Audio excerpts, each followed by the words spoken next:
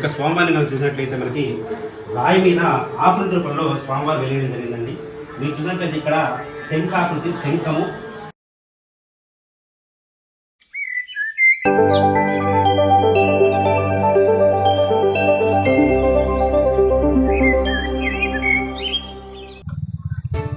Hi friends, అందరికీ నమస్తే.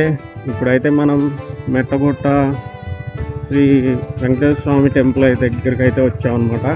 ఇది మనకి తిరువూరు నుంచి గంపలగూడెం నుంచి పెనుగోలు రోడ్లో అయితే ఉంటుంది అనమాట మెట్టగుట్ట వెంకటేశ్వర స్వామి టెంపుల్.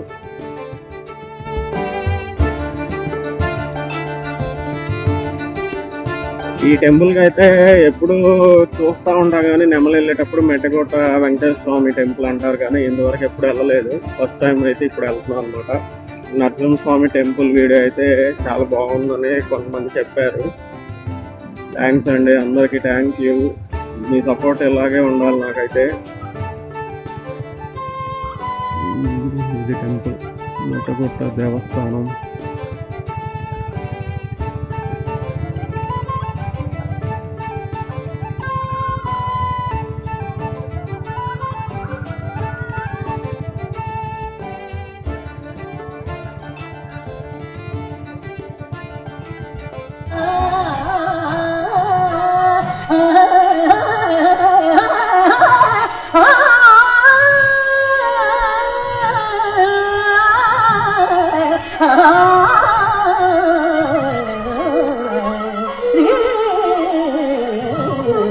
సలహా చెప్పారా?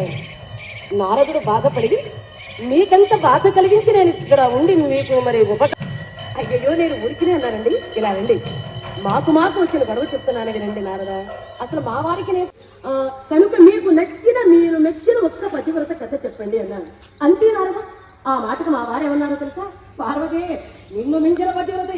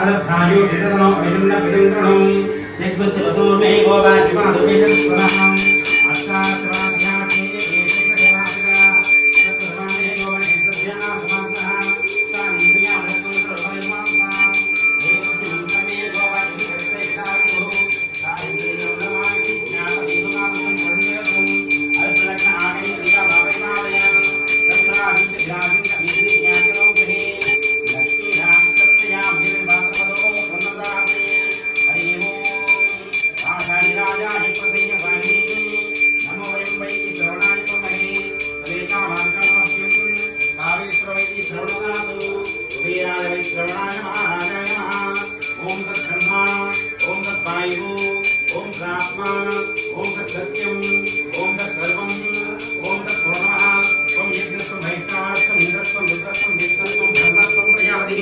వందాపాపోజ్యోతిషం బ్రహ్మవద్భవస్వరం వైష్ణవ విష్ణుజ్యోతి యజ్ఞో విష్ణు యజ్ఞేమాన్ విష్ణు విష్ణువే స్వాహ యజ్ఞేశ్వర విష్ణాయ స్వాహ ఇది నారాయణ దేవాయ నమః తన్న విష్ణు ప్రసదయాతు గోవింద విష్ణు గోపి జనభాయ నమః తన్న కృష్ణ ప్రసదయాతు మహాదేవి చైత్రష్మద్దే నమః తన్నో లక్ష్మీ ప్రసదయాతు ఏడుకొండవాడ గోవింద గోవింద